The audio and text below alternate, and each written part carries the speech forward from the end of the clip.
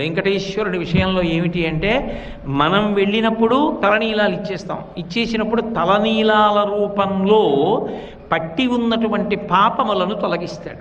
రెండు, ఆయనని మనసారా ఒక్కసారి స్మరించారనుకోండి, నిజానికి మీరు భౌతికంగా వెళ్ళి నిలబడినప్పుడు చేసినటువంటి దర్శనము వలన వచ్చినటువంటి ఫలితము కన్నా 1,000,000 రెట్ల ఫలితాన్ని కట్టబెట్టి పాపములను తొలగిస్తాడు. అందుకే స్మరణాత్ సర్వపాపఘ్నం.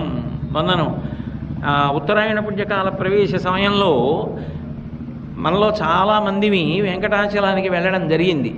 అందున ఉత్తరాయణ పుణ్యకాల ప్రవేశ సమయము అంటే అది పరమ పవిత్రమైనటువంటి కాలం. అటువంటి కాలంలో స్వామి పుష్కరిణి స్నానం చేసి వెంకటేశ్వరుడి దర్శనం చేసుకోవడం అంటే అంతకన్నా జీవితంలో మహద్భాగ్యం ఏముంటుంది?